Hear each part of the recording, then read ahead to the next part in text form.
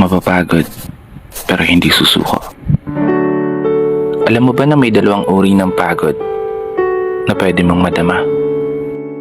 Una, yung pagod na itutulog mo lang at pagising mo, okay ka na.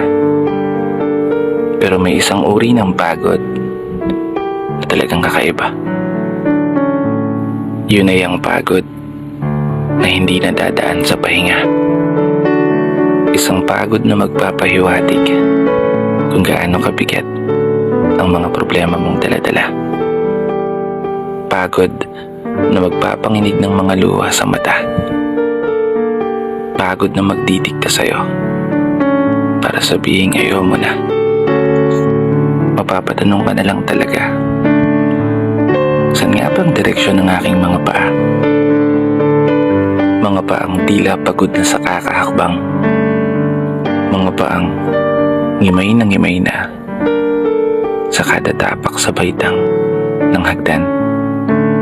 Isang hagdan na magdadala sa akin patungo sa isang palapag na pinapangarap ko.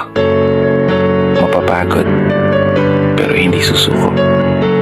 Magpapahinga, pero hindi hihinto. Para sa pamilya at para sa pangarap, palaging pipiliin na magpatuloy.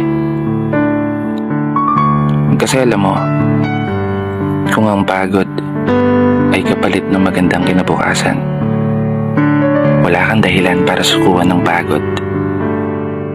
Wala kang dahilan para hindi ka bumangon. Wala kang dahilan para tuluyang magpalamon sa pagod na magbibigay sa iyo ng mga hamon at pagsubok na susukat sa iyong katatagan at kagustuhang makaahon, kagustuhang umasenso at kagustuhang magtagumpay at tuluyang makamtan yung magandang buhay na gusto mong mapasa kamay. Kaya naman, tatagan mo ang mga paa mo at tibayan ng loob sa iyong paglalakbay at umasa kang kalakip ng bawat pagod ay may masaganang buhay na naghihintay. Sige, umusad ka. Dito na nagtatapos.